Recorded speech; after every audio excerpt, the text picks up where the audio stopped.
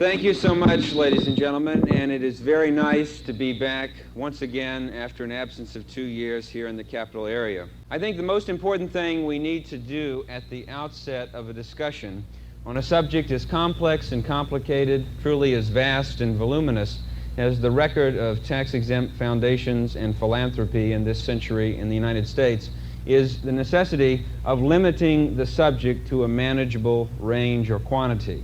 It's a very vast and voluminous subject because in recent years there have been about 21,000 tax-exempt foundations operating in this country, and of that number there have been at least 2,500 foundations in recent years making annual grants of over $5,000 each and reporting these grants to a central data collection service called the Foundation Center, which is a major source of information on the subject. So we're dealing with thousands or tens of thousands of foundations and many hundreds of thousands of grants they make every year. The literature from just a few of the major foundations in this country, published in a year's time, would require the back of your car to carry it away. It's a tremendous amount of data. So I should say immediately that I am not critical of the vast majority of tax-exempt foundations in this country, because I believe that overwhelmingly most of them over the years have a very praiseworthy record in promoting the various philanthropic, scientific, charitable, educational, cultural, civic, and other purposes for which they were established under federal tax law by their founders. And indeed, many of the criticisms that have been raised against the foundations in recent years are not subject matters which I'm concerned with really in my book or in the talk this evening, so we should get those out of the way. There have been 4 investigations by Congress of tax-exempt foundations in this century, first in 1915, then in 1952 to 1953, then a subsequent follow-up hearing in 1953 to 54, and finally a lengthy series of hearings in Congress during the 1960s, which resulted in the Tax Reform Act of 1969. During those hearings, some of the foundations, large and small, were criticized for sloppy accounting and reporting practices. Others were criticized for maintaining holdings in commercial ventures and enterprises, even though under tax law they were supposed to be nonprofit organizations. And some of them were criticized for maintaining high or exorbitant public relations budgets. Others were found to be engaging in close transactions between the foundation itself and the people who created it to the benefit of those people. Also, some of the foundations were found to have their assets effectively remaining under grantor or family control. And during the 1960s, a number of the foundations were criticized for having apparently gone together and collectively influencing investment market patterns and activity in this country. Those are not my criticisms, and I should say that the only investigation which really approached some of my concerns was the investigation in the early 1950s. First of all, the Cox Committee investigation in Congress, and then the Reese Committee in the House of Representatives. These investigations did point out the fact that some of the most influential, powerful, and wealthy foundations, such as the Rockefeller and Carnegie Foundations and the then recently formed Ford Foundation, had been giving their money over the years, the tax-exempt earnings from their investments, to left-wing and pro-communist organizations, and to many individuals and groups that were advocating more government control. A good example of this pattern was the fact that from the early 1920s through the late 40s, an organization called the Institute of Pacific Relations received many hundreds of thousands of dollars for its activities from the Carnegie and Rockefeller Foundations. In the early 1950s, the IPR was shown by the Senate Internal Security Subcommittee to have functioned in this country substantially as an instrumentality of Soviet espionage and propaganda, primarily functioning for the purpose of orienting post-World War II American foreign policy in the direction of turning mainland China over to the communists. That was one of its major purposes. So that's a good example of the pattern that that investigation uncovered, and we'll need to refer to it later in this evening. But that is not particularly exclusively my concern, just the funding of left-wing or pro-communist organizations and individuals by the foundations, because that is a very vast subject itself. I believe from my research I've been able to establish that some of these foundations, the most powerful ones and some of their smaller allies, have over the years consistently been involved in a truly conspiratorial strategy. And I believe it's very important whenever we use an emotionally charged concept like conspiracy that to avoid as much misunderstanding as possible at the outset, we should define that word carefully.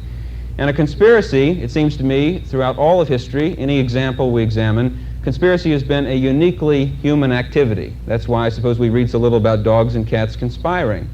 It's a human activity, and it's necessary to distinguish this activity from all others on the basis of some common characteristics that are always present, and they comprise the definition. They are as follows. The individuals who are parties to a conspiracy, first, are advancing basically the same or common objectives. Secondly, they're advancing objectives which most of us would agree by very reasonable standards to be personally harmful, evil, or destructive. Third and finally, they're advancing these objectives without advertising fully in advance what they're planning to do, or we often say they're working deceptively or in secret. Now that's all that's essential to the idea. Some conspiracies in history have chosen optional means and mechanics, some issuing uniforms, others using membership cards. But those are clearly optional mechanics. They're not essential to the point. They're not basic to the concept. What I gave you in the definition is. And it's important to note one other principle. Please note this. This will help you understand many of the things we'll discuss this evening. And that is that the definition says that the parties to a conspiracy are advancing basically the same or common objectives. But please notice, not at all necessarily are they doing so for the same personal reasons and motivations. Now this is very important. I suppose the classic scenario would be a television drama about a fugitive from justice, escaping from the police. He doesn't want to go back to jail. Another person feels sorry for him, shelters him in their home, and in the eyes of the law at least, both parties we know are parties to the same criminal conspiracy to obstruct justice, but we know they're working for different motivations. Now that's a simple principle. Keep that in mind. It will clarify a number of the things we'll be covering. The particular conspiratorial strategy that I'm concerned with, and of which I believe the foundations have been a part, is something that has really been active around in the world for a number of generations, but it's something that was probably best perfected at the end of World War II by the international communist movement in the nation of Czechoslovakia, and it was later put in book form by the Czechoslovakian Communist Party historian Jan Kozak. The title of the textbook, translated into English, read, How Parliament Can Play a Revolutionary Part in the Transition to Socialism and the Role of the Popular Masses. Now this was translated into English and reprinted by a committee of Congress in 1962, and then later in book form. Basically, the strategy said that the conspirators who wished to rule a country, like the United States, would use their influence and infiltration at two levels. First, they would use positions of influence in the leadership of activist organizations at the grassroots level, working among the people, to exert pressure from below. Then they would use their influence, more frequently, in positions of power in the central government, to exert pressure from above, using the power of government most of the time to cause or worsen all kinds of social and economic problems in that country, so that once the problems are obvious, the citizens complain about them, then the conspirators leading the mobs in the streets and the conspirators in the government have the excuse to turn around and suggest solutions to the problems they've worsened, always solutions in the form of higher taxes, more laws, and increasingly dictatorial controls over every aspect of the people's lives. This is to be repeated sufficiently until one day the people wake up in that country finding themselves living in a police state.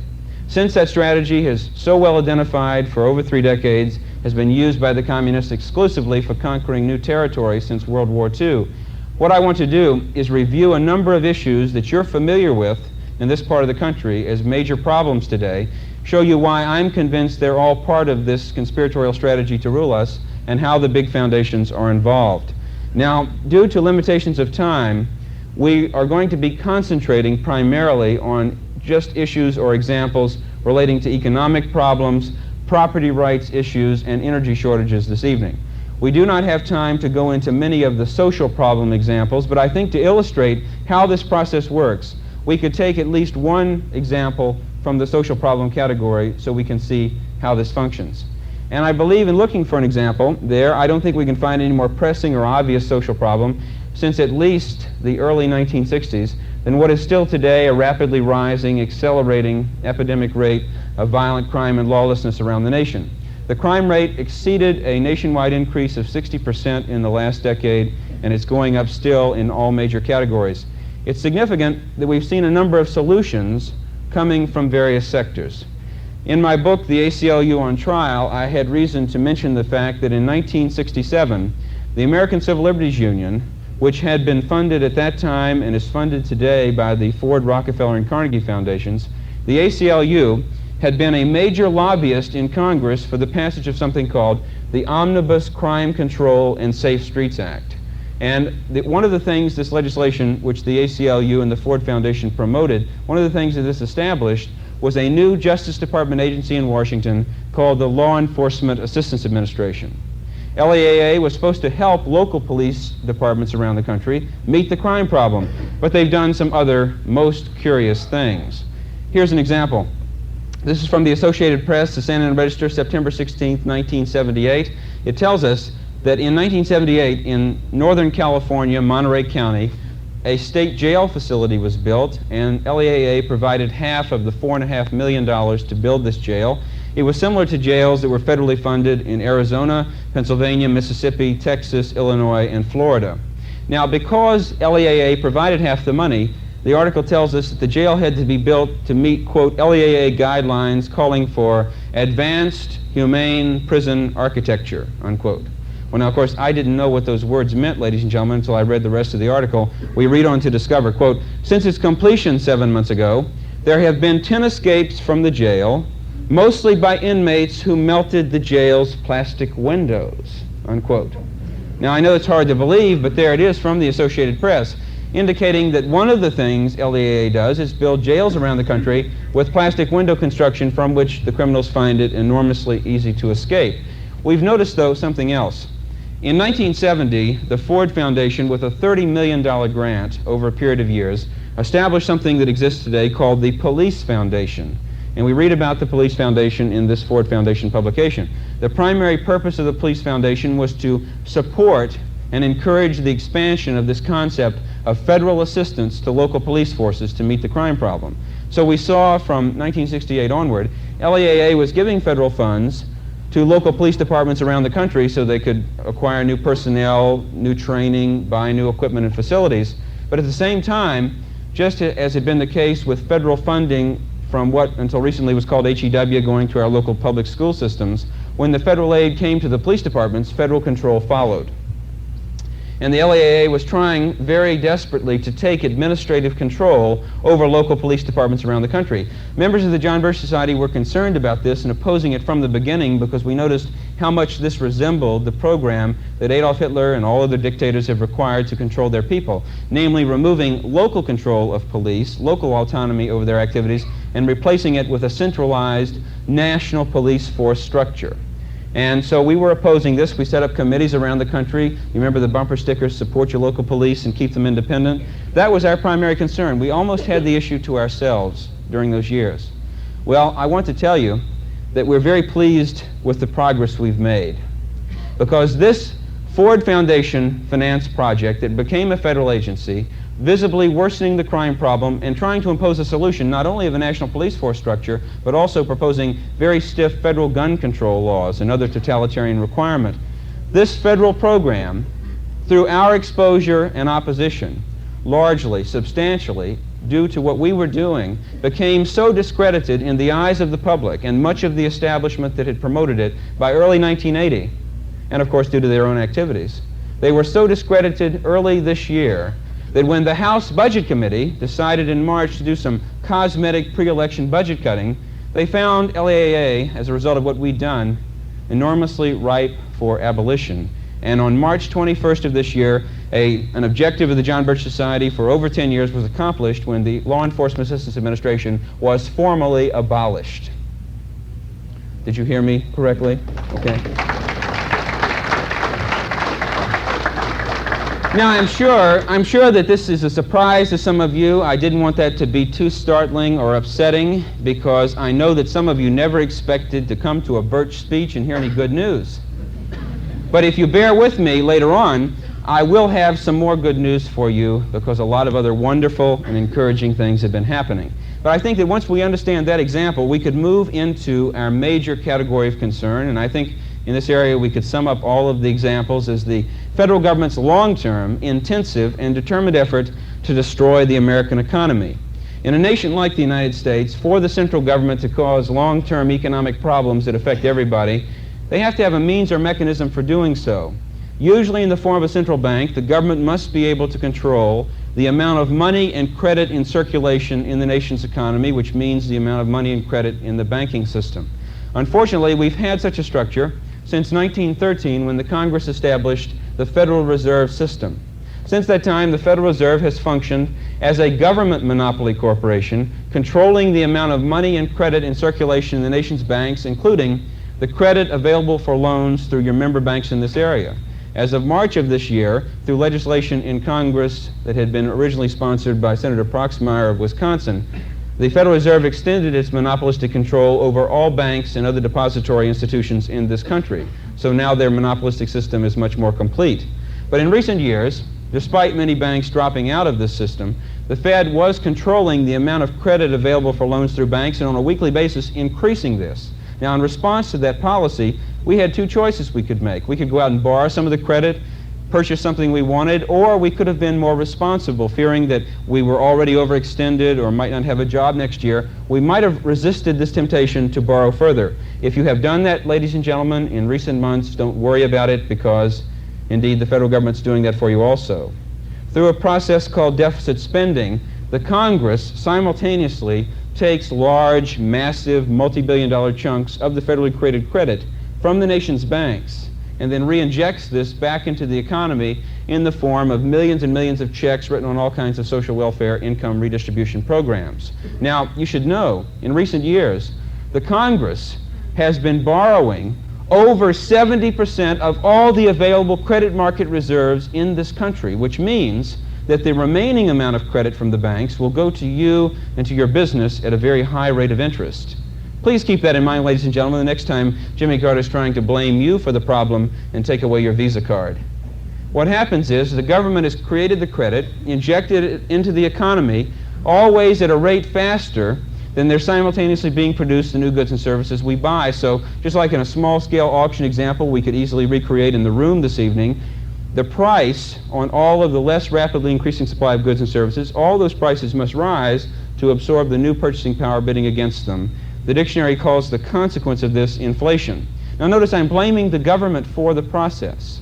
You may wonder about this, whether I'm correct, because you've heard Jimmy Carter blaming farmers, housewives, labor unions, and businessmen for inflation. So you may wonder, on what good authority do I have to make this statement? Well, the first authority is the Los Angeles Times, January 9th, 1977, an article by Robert Rosenblatt that told us that in early '77, a committee of the Congress, part of this process, the House Banking Committee, published a report in which they said that the same two-step process I described for you was responsible for causing, quote, more than 70% of the rise in the cost of living between 1966 and 1975, unquote.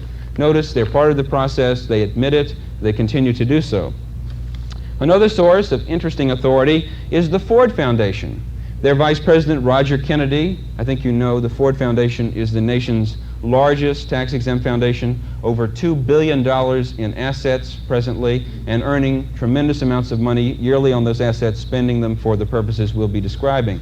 The Ford Foundation Vice President Roger Kennedy, in this 1974 article in the Atlantic magazine, said, quote, the government printed money to pay its debt, and the economy continued to overheat. Inflation increased.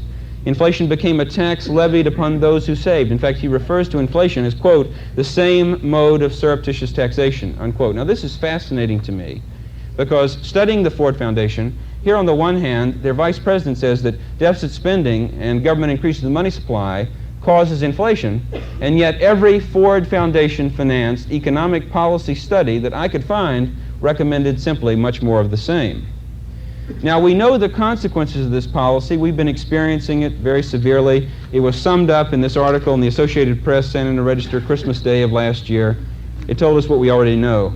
Quote, the average income of American families rose from $9,227 in 1969 to an estimated $18,467 this past year. But after adjusting for inflation and federal taxes, after-tax income in terms of the value of dollars 10 years ago fell from $7,947 to an estimated $7,800, unquote. That's the stagnancy, loss in real purchasing power that we've all experienced. The tax burden is equally severe and obvious. Today, all of us are paying somewhere in the neighborhood of 43 to 45 cents of every dollar we earn in some form of taxation. not just the obvious taxes we know we pay, but so much of the taxation that is built into the manufacture, production, distribution, and sale of goods and services that we purchase, such as the 100 taxes or so that are built into the manufacture and sale of a loaf of bread by the time it gets to the store, or the 200 taxes that are built into the suit of clothes. All of this multi-layer, many-faceted taxation is only partially servicing the federal government's long-term debt liabilities now existing and extending into the future, which currently approach $9 trillion or $9,000 billion. We have today more citizens in this country who are partially or totally dependent upon the federal government for their livelihood on the dole than do we have people in the private sector producing the income and paying the taxes. I am encouraged that people in major segments of industry who are being hardest hit, notably the construction, real estate, and home building industries, these people are beginning to recognize exactly what's going on.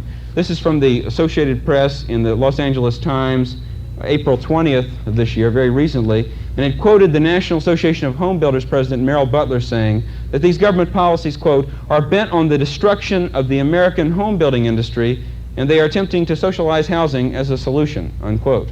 It's encouraging that they recognize the pattern. Now, we could spend literally weeks cataloging examples of deliberate, calculated, government-created wasteful spending. There's so many of them, only a couple of them I think would suffice to illustrate what I'm talking about. This is the Associated Press, San Antonio Register, April 23rd, 1980. It tells us something reported by the General Services Administration, itself a bastion of graft and corruption. The GSA reported that the Federal Labor Relations Authority had been renting rooms in a Holiday Inn for their business, for their operations, a Holiday Inn in New York City at a cost of $9,000 per month. The total bill over a period of months exceeded $500,000. The interesting thing is, the GSA reported that the Federal Labor Relations Authority had a vacant federal office building fully available for their use only 3 blocks away. A more interesting example is this article 2 years ago, San Antonio Register, Associated Press, October 28, 1978. It tells us that the General Accounting Office, which is supposed to oversee federal agency spending, put some interesting names in the payroll computer at the cabinet-level Department of Housing and Urban Development. Here's what happened. Donald Duck and 29 of his cartoon colleagues recently slipped onto the federal payroll, and Donald's salary, $99,000, sure wasn't Mickey Mouse, unquote. There you have it. That's the way the money is being spent. Department of HUD wrote a cashable payroll check to Donald Duck for $99,000. Well, most of this money, though, from the federal agencies is not coming directly to the grassroots level, directly to individuals or businesses. It's coming through a different routing procedure or process. And this is a process that the foundations have promoted over the years. We need to understand it fully before we can understand very accurately, very comprehensively how it can be defeated. The process is called regionalism or regional government. And it's something that was promoted over the years by, among other groups, the National Municipal League, which received $175,000 from the Ford Foundation for this purpose up through 1961. In a Ford Foundation publication on the subject, the League's president, William Casella, is quoted as saying, "Something isn't sacred just because it's in the Constitution. Often it's just the product of special interest pressures, but we've put a halo around it and people are afraid to remove it. American citizens prefer to have government restricted, except on things they want. Notice, usually it takes a crisis to gain revision," unquote. Mr. Casella seems to understand how this strategy works. Now, we should take an example of regionalism that applies to every community in New York State, every local government around the country, and it will illustrate what's going on. If you understand this, you'll be able to recognize all the other examples you're dealing with and how they can be defeated. This is something we first read about in the Los Angeles Times, December 27, 1977. In this article, we were told that the Environmental Protection Agency, ladies and gentlemen, is once again absolutely determined to protect us. It told us that the EPA is determined that not a single trace element chemical or microorganism that has been shown to cause breast cancer in Canadian mice soaked in the substance for 6 months, not a single such substance will get into your local community water supply, and the EPA is so determined you'll be protected that they're ordering your community, all local governments that have a water system, to install in what is left of this 5-year period very expensive water treatment facilities. The EPA estimates the nationwide cost for installation of the equipment upwards of $685 million. They estimate the nationwide maintenance cost upwards of $92 million, and they say that it would increase your water bill in the Albany-Schenectady area about $100 a year.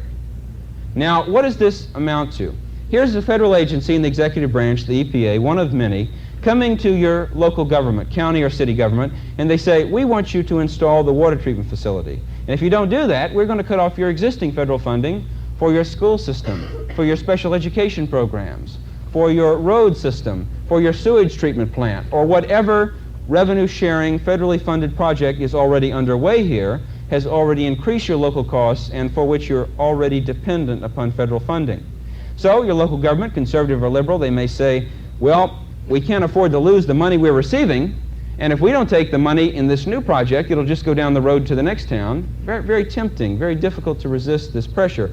But they may say, well, we don't have this money in our budget, we can't afford it. That's the answer. The federal agency will always say that through more revenue sharing, matching funds, or block grant programs, the federal government will put up 80 or 90% or more of the cost over a 5 to 10 year contract period. All you have to raise locally is just 10 or 20%. It sounds much more affordable.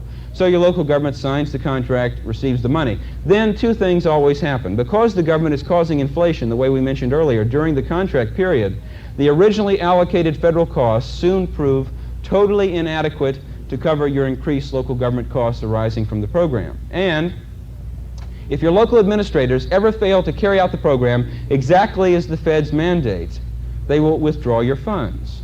Then you will have new facilities to pay for, new personnel on your local government payroll, and no money in the budget to cover it. Now let me ask you a question. What do you do in New York State at the state level or the county or city level? What can you do when a number of federal agency programs increase the cost of state or local government beyond your ability to pay for it? There's only one thing you can do. What we did in my state of California, raise your local property taxes or raise your state taxes. That's all you can do. And this is the story of Proposition 13. Prior to Proposition 13, 50% of our state budget expenditures in California and 50% of my county's expenditures in Orange County were federally mandated program costs over which we had no control during the funding period after the contract was signed. Now this is important. So remember what would happen. Suppose you were able in New York State to do what we did, put a ceiling on these local tax increases. If you were able to limit the ability of state or local government here to increase its tax base, and then these federal agencies continued to impose increased costs on you at either level, what would happen? Well, you would end up in the position of New York City, or Cleveland, or Chicago, or Detroit, formally bankrupted by these federal programs, and then they would come in and bail you out, of course, but they would take total control over the administration of your local government structure. That's the way the process works, something the Ford Foundation largely conceived through its support of groups pushing in this direction. Now, before we see further foundation inspiration behind programs like this and behind the EPA, let's examine what the EPA is doing also in recent months.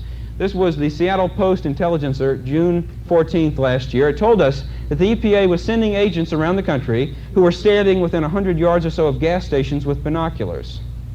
They were spying on motorists filling their gas tanks. And if the EPA spies noticed that anybody was placing leaded gasoline into a new car, the owner of the station was subject to a fine up to $10,000 per violation.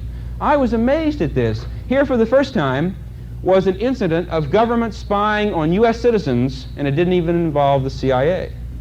Well, my concern about this was perhaps a little premature because the ultimate example came along this year. This is an article from the Wall Street Journal, March 26, 1980. It tells us that Dow Chemical Company is now suing the Environmental Protection Agency because, quote, for about 9 years, Dow charged, the EPA on at least 50 to 60 occasions employed the Air Force and the Marine Corps for so-called remote searches of corporate facilities in the United States.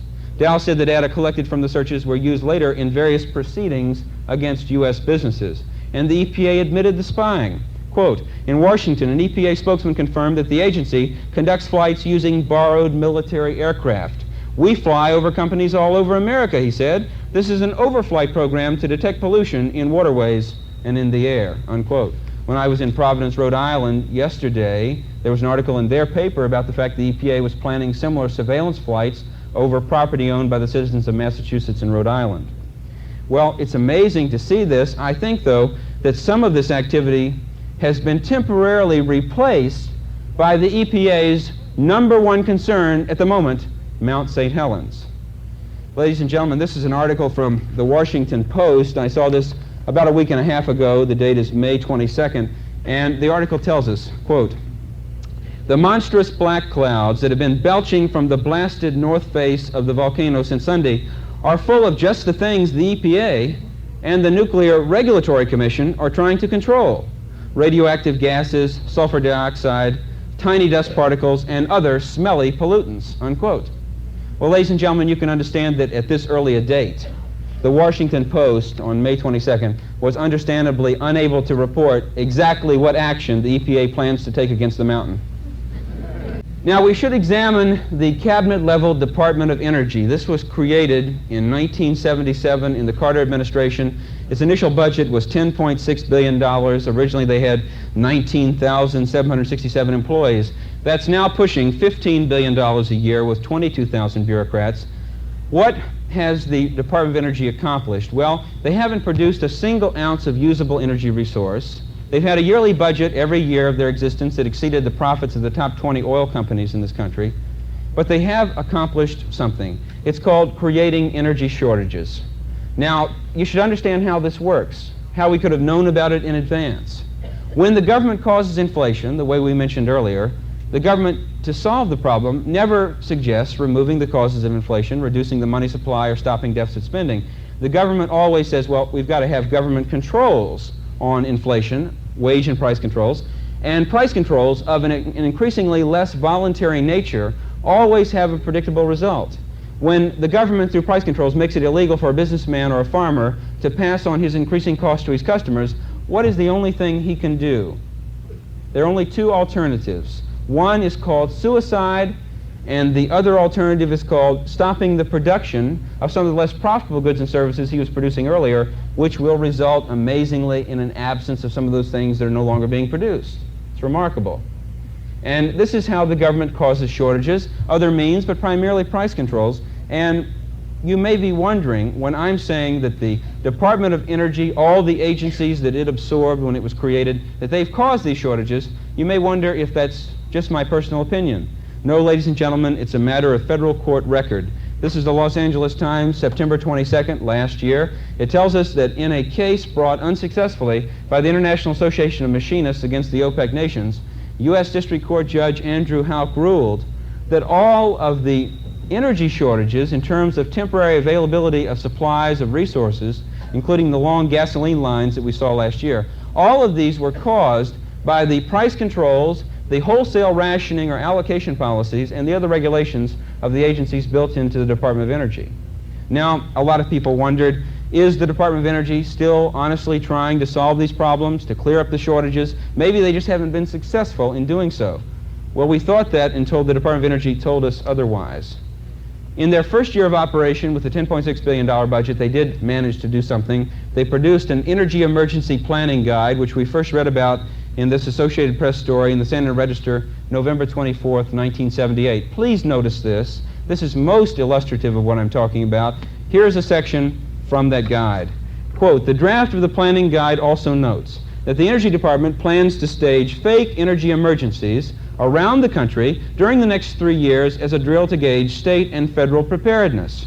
Throughout the exercises, no participant will have advanced knowledge of the details of the scenarios or of the mock emergencies to be used, the draft report says," unquote. Now, how could anything be more obvious? Here's the department publishing a report in which they say they're going to use their power to cause these shortages, or fake energy emergencies as they call them, because they have solutions in mind they wish to impose. Well, ladies and gentlemen, one of those solutions we experienced last year. And by the way, it seems like we may be experiencing it right now. It's called the Emergency Building Temperature Restrictions. Ladies and gentlemen, I want to say this to you. I haven't met all of you, but you understand that in a room like this, when we have a lot of people present, I'm very pleased that you're all here, it does tend to raise the temperature of the room, and I want to say this to you because I don't know all of you personally, particularly the gentlemen in the audience. You have my full permission to remove your jackets at any point because I don't want any of you falling asleep during the next 3.5 hours of this talk, okay? Seriously. The emergency building temperature restrictions, please notice, these were imposed by the Department of Energy on all public accommodations, all public buildings, and many private businesses around the country. This is a compliance manual the department sent to businesses. You saw the compliance stickers on businesses in restaurants and hotels. Well, a lot of us wondered, how could the Department of Energy justify coming into private property, into a business, and controlling the use of the energy resources rationed indirectly to them by the state? Or how could the government justify controlling private property, namely the use of thermostats in buildings? Seemed to be the sort of power that Adolf Hitler had in Germany. How could they do it? Well, it's interesting that one excuse the Carter administration had for doing this was a revenue-sharing program, the sending of federal funds through state and local agencies around the country to subsidize the heating bills of poor people in cold parts of the country, like this area. And also, federal funds were sent through state and local agencies to insulate homes and businesses. This resulted in the initial thermostat inspections in private homes in Buffalo, New York in the last 2 winters. A terrible invasion of private property rights and in violation of the Fourth Amendment. Well, a lot of people said, okay, if you're in California paying taxes, and those taxes are going indirectly through the government into someone's home in New York State to pay the heating bill or to insulate the home, then I can see you've got to come in to make sure the money's being spent. Because this sounds like a humanitarian effort on the part of the government to help poor people in cold parts of the country. We all thought that, at least until we saw this article from the Associated Press, the San Antonio Register, January 10th this year. It tells us that the Supplemental Security Income Administration was sending these thousands and thousands of checks out to people to pay their heating bills, checks at $250 each. The trouble is, the checks were going to people, quote, who live in foster care homes or certain nursing homes and do not pay separate fuel bills whatsoever, unquote. So once again, the program had nothing to do with helping poor people, apparently, but it did give the government the excuse for getting a foot in the door. And according to the Associated Press and the San Antonio Register, August 3rd of last year, 8,000 inspectors from the Department of Energy were allocated for such inspections in New York State alone. Now, what is the ultimate plan? Well, notice this. To show you this has nothing to do with shortages, have you been hearing recently from the government, from the media, that we have, at the present time, a glut of energy availability? We have plenty of an enormously plentiful supply, a surplus of gasoline, of heating oil, of natural gas, and that's why the prices have been coming down. Well, the government admits this. There is no shortage at the present time. Even crippled as it is, the free enterprise system, when some price controls are removed, can recover. Well, it's interesting that the government admits there is no shortage, and yet they want the controls. The Honolulu Advertiser, this UPI story, April 16th, told us that the Department of Energy wants the thermostat controls maintained, even though there's no reason for them. Deputy Director of Energy John Sawhill said, quote, regardless of whether an emergency exists, we think we need these regulations, unquote. So it has nothing to do with shortages. President Carter has ordered that they remain in effect through January 15th. Now, the ultimate plan of the Department of Energy is something called retail gasoline rationing. Fortunately, President Carter does not have independent authority to implement this, or the nation may well have already been shut down. This is a publication from the department telling us that if the gas rationing scheme goes into effect, all of us in this country will be limited to 45 gallons of gas per car per month. And those of you who have not suffered with the new math in the government schools immediately know that that translates directly into 1.5 gallons a day. Now, I don't know how you could function in the capital area of New York State on 1.5 gallons a day with your wheels, but I know that it would shut us down where I live in Southern California. Where are these programs and policies coming from responsible for EPA land use control and Department of Energy devastation of the economy?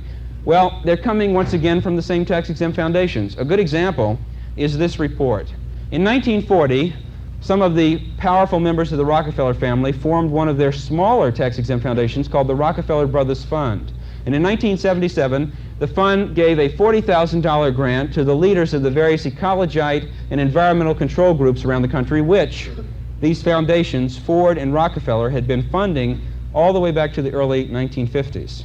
Well, the purpose of this grant was for the preparation of this report. It's called The Unfinished Agenda, the Citizens' Policy Guide to Environmental Issues. Now, those of you who are familiar with the various environmental control groups, all of them are represented in this report, the ones that advocated the creation and strengthening of the EPA, the ones that formed the nucleus and the strength of the anti-nuclear movement in this country, and the ones that have been pushing for EPA land use control over every square inch of property in this country. Their proposals are incorporated in this report. And if you're familiar with the EPA land use power grabs, this will sound familiar to you.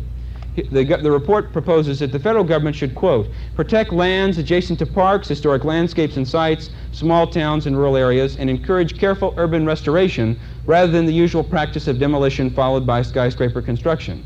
Strengthen coastal zone protection to include all barrier islands, marshes, estuaries, and shorelands. Provide for careful federal and state standards for management of the nation's privately owned forests based on ecological principles of forestry.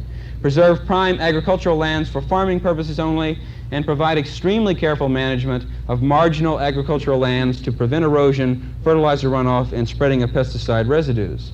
All of this recommendation for government monopoly control over land is based on what the report calls a new land ethic, and here it is. All ethics rest upon a single premise, that the individual is a member of a community of interdependent parts. His instincts prompt him to compete for his place in the community, but his ethics prompt him also to cooperate, perhaps in order that there may be a place to compete for. The land ethic simply enlarges the boundaries of the community to include soils, waters, plants, and animals, or collectively the land, unquote. Now, we should examine immediately the record of the largest foundation in this area, and that's, of course, the Ford Foundation. We're urged to do so. Its former president, McGeorge Bundy, the national security advisor to President Kennedy, asked us to do so. In a publication, he said, quote, the responsibility of the Ford Foundation extends back from mere explanation into a duty to examine how far any particular program may contain within it seeds for misunderstanding, unquote. Well, let's follow his advice and examine one of these programs. This program is the Ford Foundation's Division on Resources and Environment. Headed by Gordon Harrison, it has funded all of the anti-nuclear groups. It has funded all of the ecology and environmental control groups in this country. Some of them, like Resources for the Future, funded almost exclusively by the Ford Foundation since 1953. Gordon Harrison says this about federal land use control. In some important respects, the most ill-managed of all our natural resources has been living space. Until recently, development of land has been left almost entirely to individual choice, as though community had no physical reality deserving communal concern. The democratic principle that one man's liberty ends where another's begins has never been applied to constraints on the use of land, except when gross nuisances have been redressed at law, and even that remedy has been left ill-defined. Zoning, until a few years ago, has been the only systematic device to control land use with any general acceptance. And he goes on to say, America's failure to discipline the private exploitation of land to social needs results partly from the normal conservatism of institutions, partly from the shortage of planners and leaders who understand what is at stake and what alternatives are feasible, and partly from a shortage of instruments to control land use in harmony with our traditions, or prejudices, if you will, unquote. Now, I want to give you a textbook, perfect example of the Ford Foundation publishing one report in which they admit that government controls, the ones they've recommended all along, have caused our problems, such as energy shortages, and then another simultaneous Ford Foundation study which recommended the solution of total government control over the economy. Here's the first example.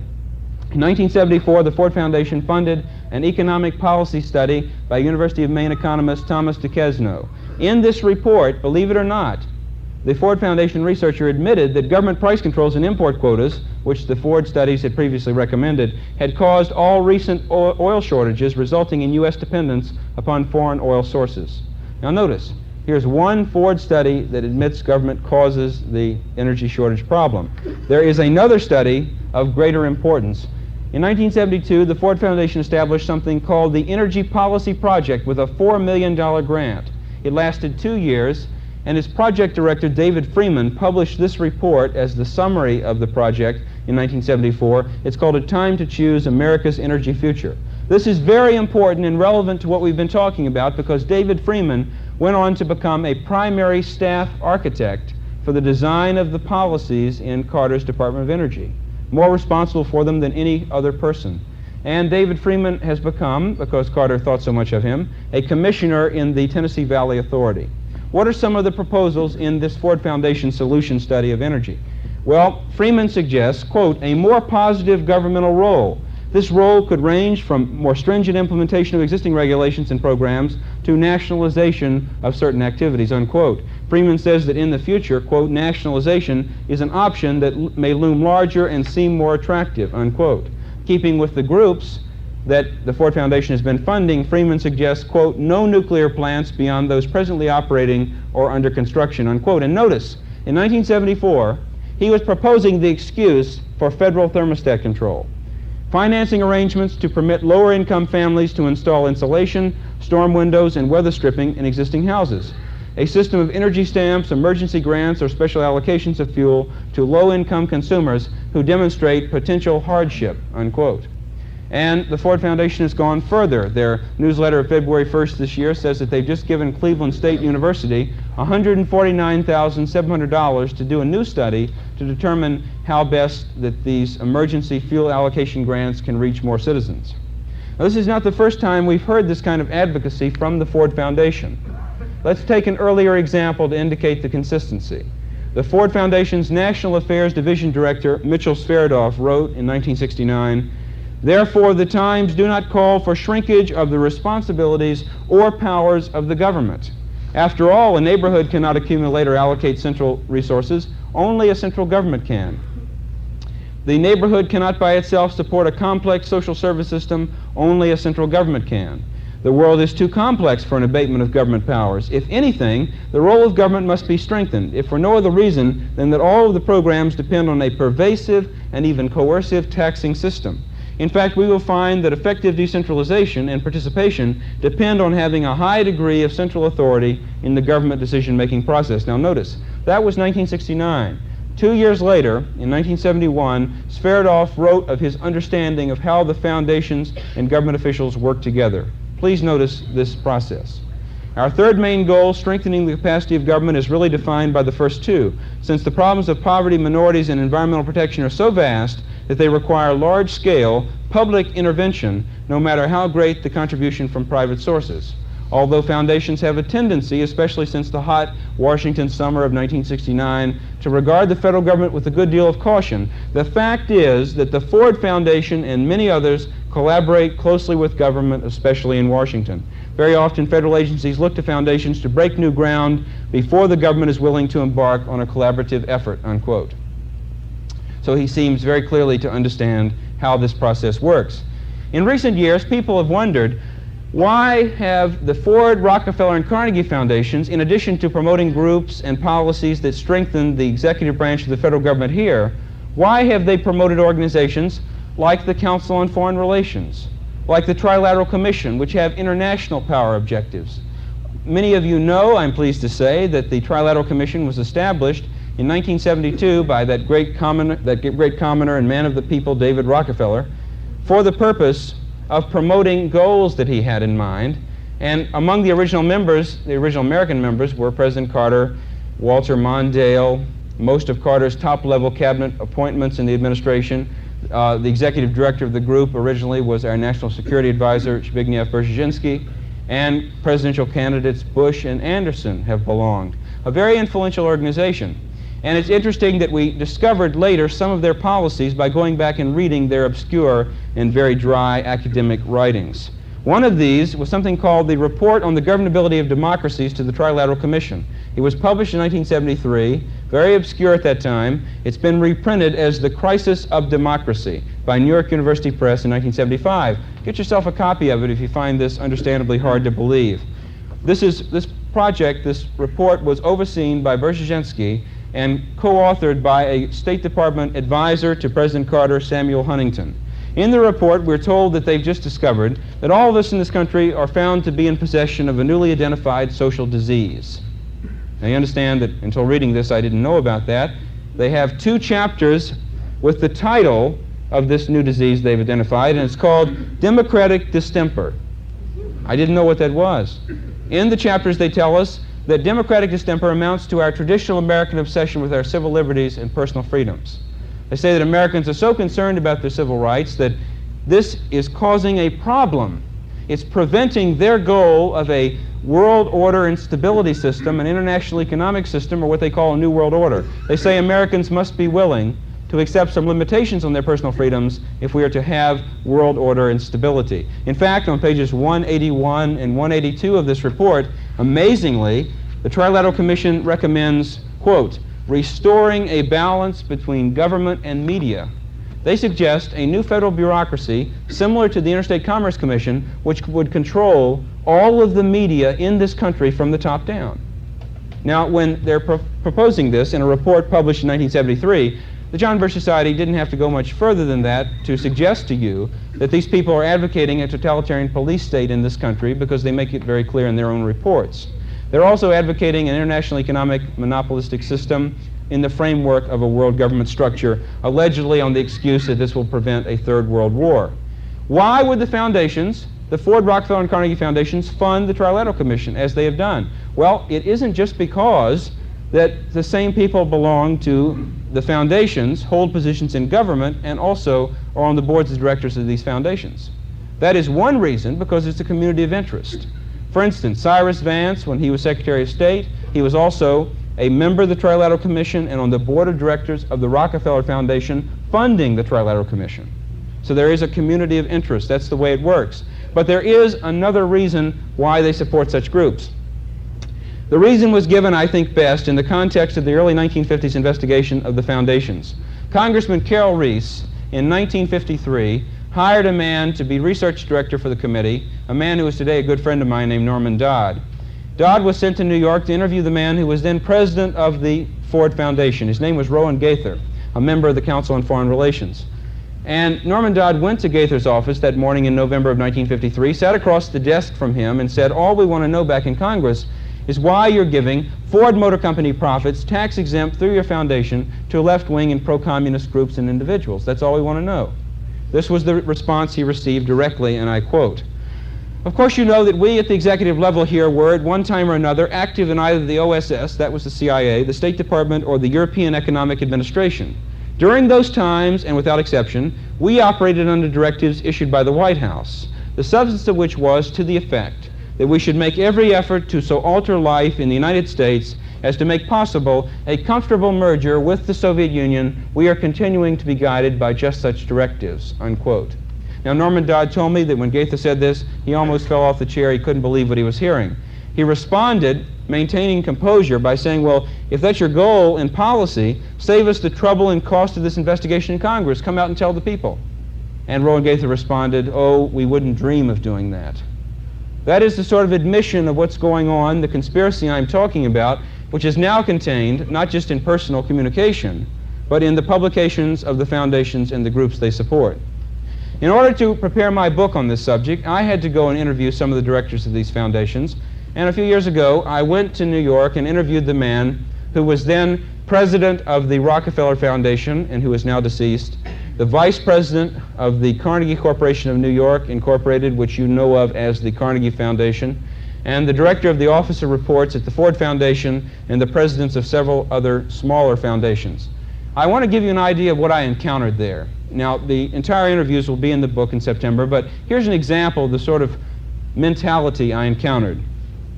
To make sure you understand this, please answer this question for me.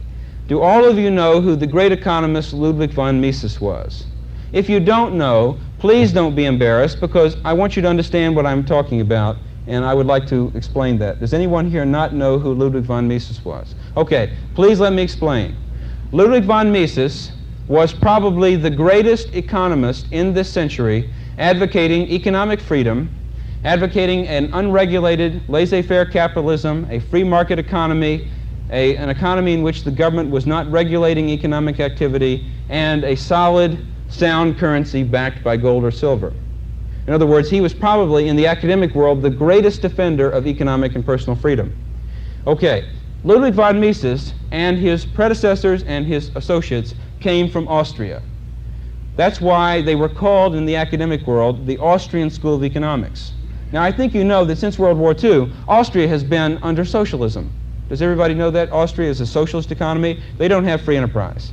So, the Austrian School of Economics refers to the fact that these people came from Austria. It has nothing to do with Austria today.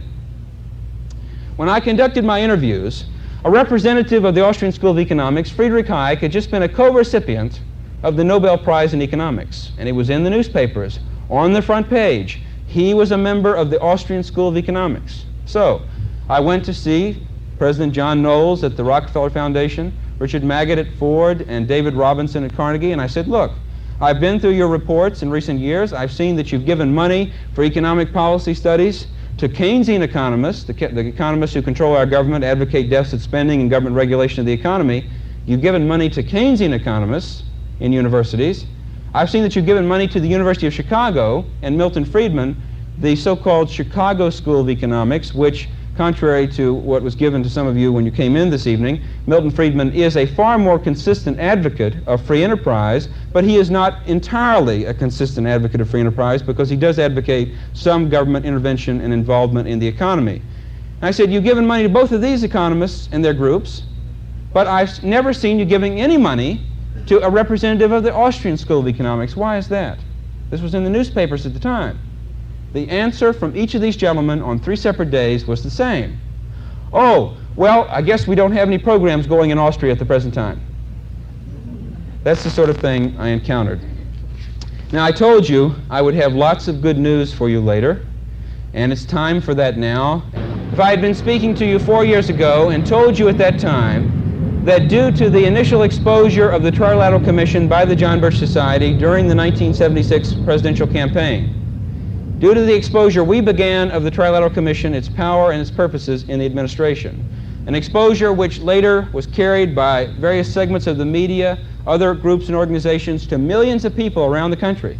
If I had told you that that awareness of the goals of the Trilateral Commission would become so widespread that membership by any politician running for president in this election campaign of 1980, membership in the Trilateral Commission would become a serious political liability to the extent that membership in the Commission would be a major issue in this year's presidential primaries, would you have believed me when I read this story telling us that the membership of George Bush in the Trilateral Commission, like that of Carter and Anderson, was the crucial issue in the New Hampshire Republican primary, just as it was a major issue in the Florida Republican primary.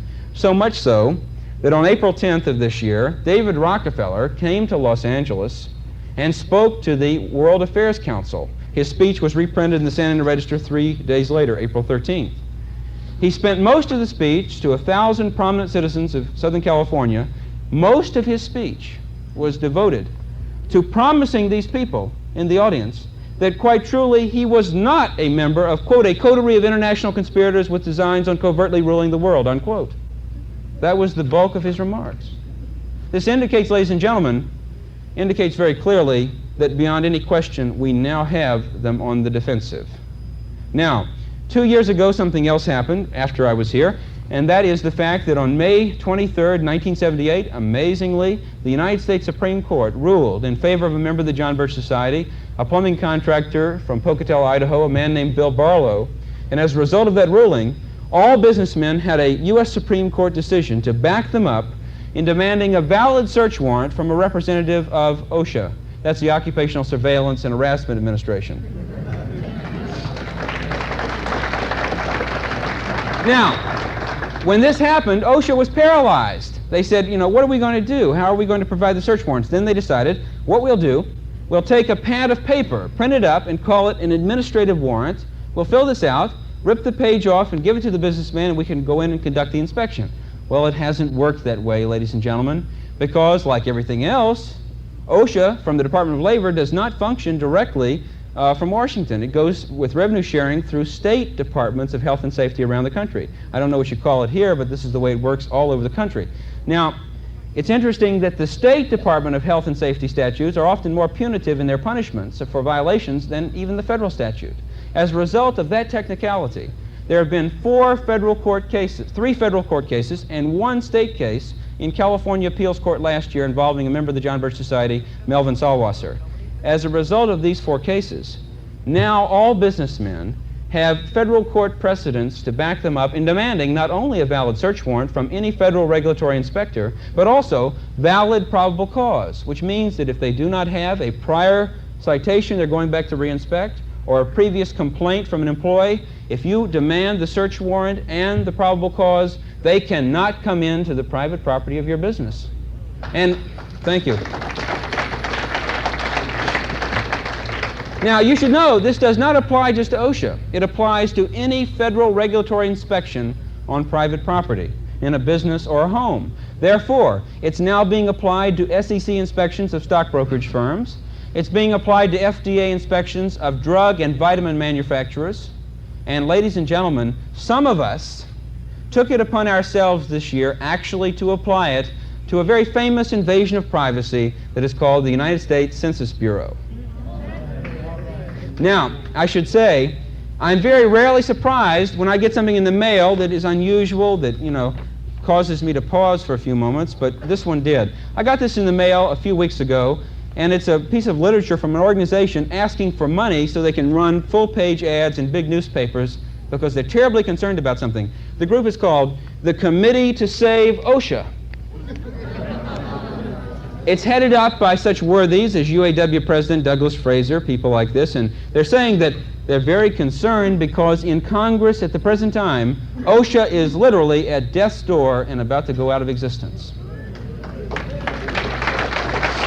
Now, I think you know that one of the longest-running federal harassment bureaucracies in this country, going back to the Wilson administration, one of the original plans of Marxist conspirator Edward Mandel House, was the Federal Trade Commission.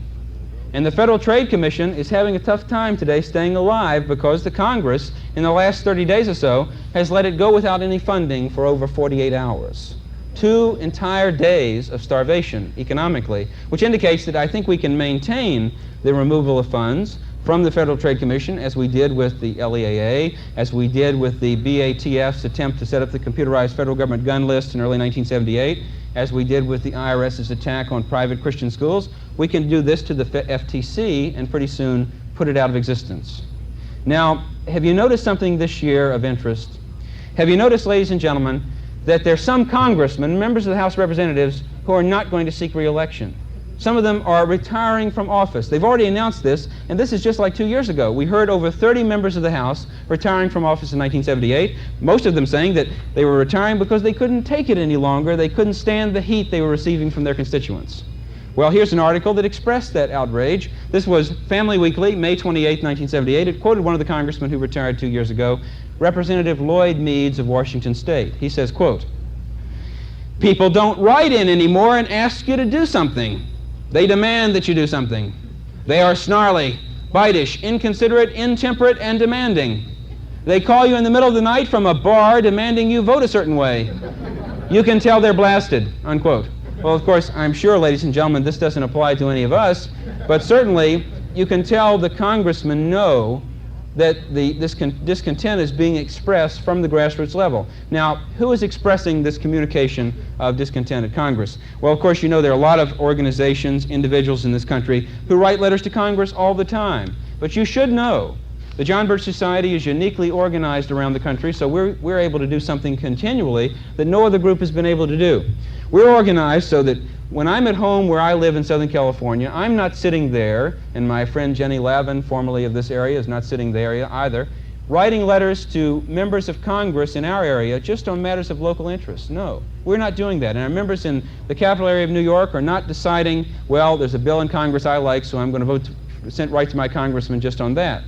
We're organized so that we're able to do something differently. We pick the same limited number of pending bills that are up for vote in Congress that will be considered soon, major priority issues, and all members of the Birch Society get together during the same 2-week period every month, month after month, and write letters just on this limited number of pending measures. We're all writing letters on the same ones at the same time. This is how we have been able frequently, when a bad bill is coming up for vote, maybe it's coming up a week later, we only have the weekend to work on the matter, we get the word out to our chapter leaders, and ladies and gentlemen, we have often been able to generate so many hundreds of thousands of cards, letters, telegrams, and phone calls into Washington, even over a 72-hour period, that when those poor, exhausted, overworked congressmen finally drag themselves back to work on Tuesday mornings. If you go to Washington, you see they only work Tuesday through Thursday. They do not work on Monday or Friday. When they get back to work on Tuesday, they've often been unable to get into their offices because the mailbags we created over the weekends were blocking the doors. How effective has it been? Well, how do we know we write these letters? How do we know we deliver the mail? Years ago, we used to tell our members to go home after the monthly meeting and write those letters to Congress later that week. Now we know we can't trust anybody. We write the letters at the meetings. That's how we know we get the letters delivered. Now, since Carter was elected, we've really gotten behind about 47 letter-writing campaigns against domestic and foreign policy issues pending in Congress. Of the 47, we have won 27 of them, we have lost 11, and the remainder are still pending largely in our favor.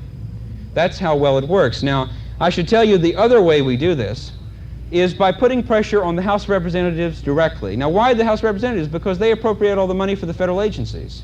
If we want to cut off a revenue-sharing program that's going to impose rationing on you or increase local taxes or state taxes in New York State, you have to abolish that federal agency that is the thrust behind the program. You can never successfully oppose it just on the state or local level. You've got to get rid of the original source of the program in Washington. So the House of Representatives, whose members, as you've noticed, most of them, like to get reelected every 2 years, they're very responsive. You put pressure on them. We do this through something called TRIM.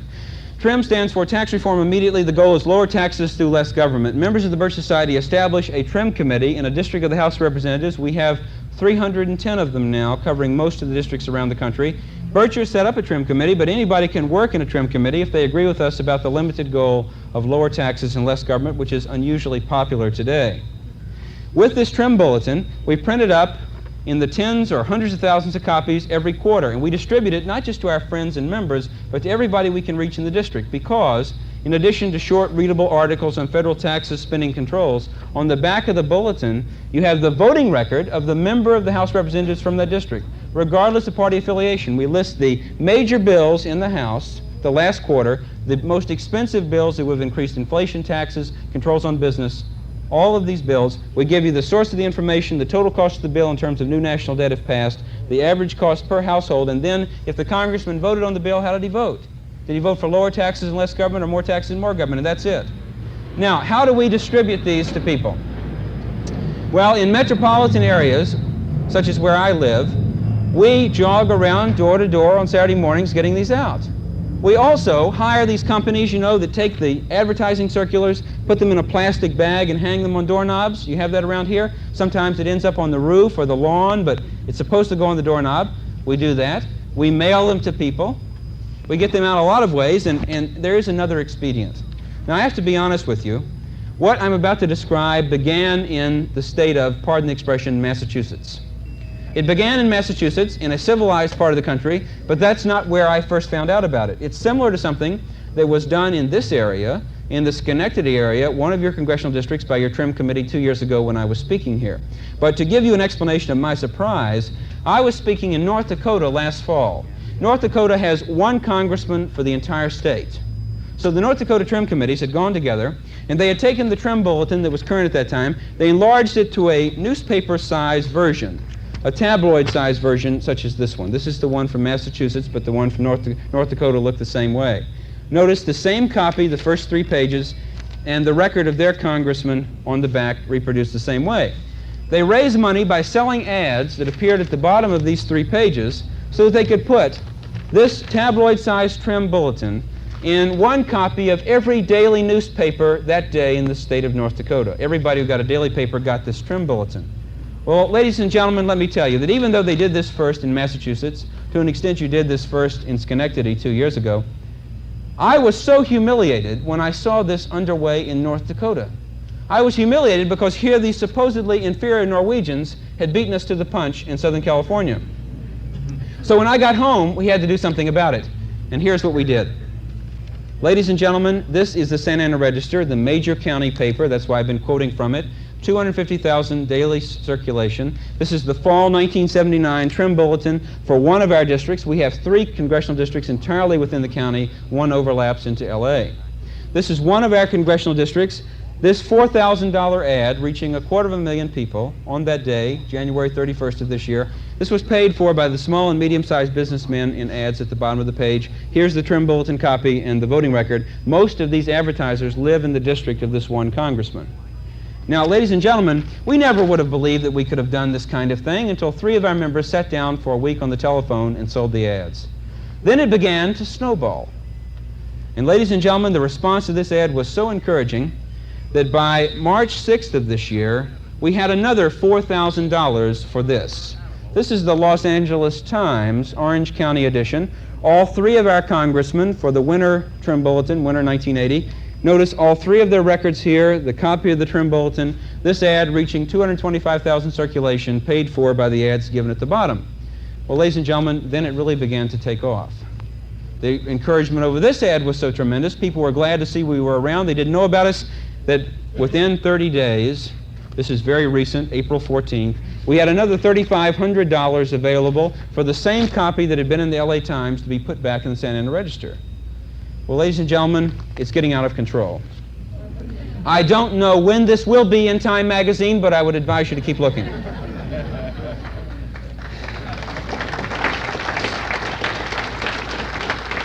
Now, let me give you one statistic about what Trim has accomplished and what the letter writing has accomplished. Here is the statistic, very important. In 1971, we began rating all voting records quarterly of congressmen and senators in our weekly news magazine, Review of the News. And in 1971, before Trim, before the letter writing was well underway in the current manner, there were only 6 members of the House of Representatives who were that quarter voting in the conservative direction 90% of the time. As of July of last year, there were 122 members of the House voting 90% of the time that quarter for lower taxes and less government, and that wasn't even an election year. They're all John Birchers this year. Haven't you been hearing that? Okay, so probably this increase will be more dramatic this year. All we have to do is maintain it and increase it that way once more again, and do you realize what we would have done? We would have then more than the 218 simple majority vote in the House of Representatives, and we can then unfund and thereby abolish any federal agency program that's causing problems, raising taxes here, or the foundations are using to impose controls on us. It's just that simple. We're just that close to victory. Now, I never like to conclude a speech like this until I make sure that everybody in an audience this size realizes how vibrantly, how enthusiastically some of these congressmen respond to the publication and distribution of their voting records in the Trim Bulletin. Here's an example. There's a congressman in Northern California, Harold Johnson, in the Sacramento area. This is a letter he wrote to the Trim chairman 2 years ago, July 19th, 1978. Please notice. He said, "The national debt is owned by the American people, and as long as the American people are willing to buy bonds and treasury notes to support their government, there is no need to pay off the national debt," unquote. That is Congressman Harold Johnson, vintage 1978. Many hundreds of thousands of Trim Bulletins later, the same Congressman Johnson, early this year, February 22nd, wrote, "I can assure you of my support of any legislative effort to balance the federal budget," unquote. The congressman,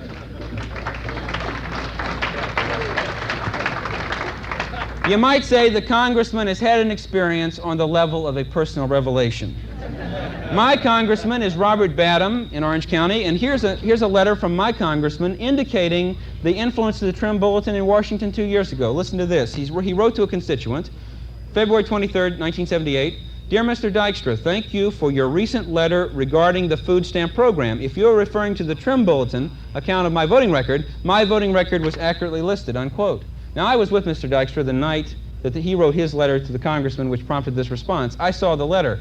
There was no mention in the original letter of the Trim Bulletin whatsoever. See, they know where the information is coming from. Here's a letter from Congressman Jack Edwards of Alabama, April 21st, 1978, to the Trim chairman. Notice, in response to one issue of the Trim Bulletin, Congressman Edwards devoted 2.5 pages of type to explain away his votes. One sentence is most illustrative. Quote, "You obviously want me to vote no on everything except adjournment, but that's totally unreasonable," unquote.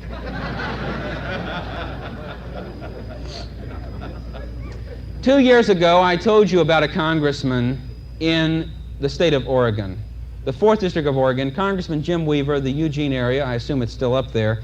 Congressman Weaver at that time had a bad voting record, 80, 90% of the time for higher taxes and more government. He had expressed his displeasure with the Trim Committee by writing this letter September 13th, 1976 to the Trim chairman. Notice the handwritten postscript at the bottom of the letter from the congressman to the Trim chairman. It said, "Great little bulletin, that Trim. It reminded me of a common substance found in barnyards," in the congressman's handwriting on the letter. Now, ladies and gentlemen, Congressman Weaver has had a revelation, because since this time, He is now voting 80 or 90% of the time for lower taxes and less government. He's come completely around. In fact, recently I was in Oregon prior to the deluge, and in Oregon at that time, in Grants Pass, the trim chairman had just received a large manila envelope from Congressman Weaver containing a new photograph of the congressman with a new hairpiece or toupee. A letter was attached requesting, please, that we should use this new photograph on all future trim bulletin copies.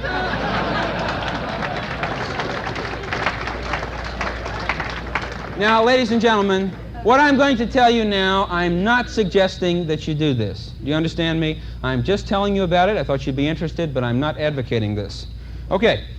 1978, the congressman in Charleston, South Carolina, Mendel Davis, promised his constituents publicly that if the Senate ever ratified the treasonous Panama Canal treaties, he, as a member of the House, would never vote for the funding implementation on those treaties. 1 year later, last year, he voted for it. The trim chairman in Charleston, South Carolina, is a member of a local city council, a good friend of mine named Robert Payne. Robert looked up the action of Congressman Davis in the dictionary and found the word liar. Robert wrote a letter to the congressman pointing out what the dictionary said, and Robert added the word skunk. Now, ladies and gentlemen, we never suggest that you be discourteous or impolite to a congressman. Please note that. But Robert is one of these emotional boys from the Deep South, and sometimes he gets out of control. In response to the letter, Congressman Davis wrote back saying, "Henceforth, I will not be answering any more of your letters. I will not be communicating with you further," and the congressman had taped a quarter to the bottom of the letter. Next to the quarter was a note saying, "This quarter represents your share of my salary the last 4 years. Goodbye forever." Robert was amazed because his congressman was apparently breaking off diplomatic relations with him. So Robert took the letter to the local newspaper in Charleston. They gave it to the Associated Press. They gave it to UPI. Apparently, they gave it to NBC, CBS, and ABC because it was featured on the NBC Today program. I even have an article from a newspaper from Paris, France, that covered the story. In response to international publicity over the refusal of a congressman to answer correspondence from an irate conservative constituent, Congressman Mendel Davis has subsequently announced that he probably will not be seeking re-election this year. Well, ladies and gentlemen, I believe that just in the past few minutes from these examples alone, I've proven again something to you. I've proven to you that if you want to be today no longer unnecessarily discouraged or frustrated about anything you see going on around you, if you would rather be involved in a series of programs and activities that are not only succeeding in breaking through the mass media barrier and exposing the conspiracy to millions of Americans, but also programs and activities that are exerting enough pressure from the grassroots level on the House of Representatives to reduce the size, cost, and power of the executive branch, to abolish agencies like the Law Enforcement Assistance Administration. If you want to see yourself that effective so you know specifically the legislative victories you've helped to win, you have no other realistic alternative except to become involved in at least these key activities as a member of the John Birch Society and our trim committees, and perhaps, if you're really sincere and serious about that goal for the future of individual freedom, that you have somewhat of a moral responsibility to join with us tonight. And I just want to say to this magnificent attendance once again in the capital area, I want to thank all of you for coming out tonight and letting me go on so long. Thanks so much.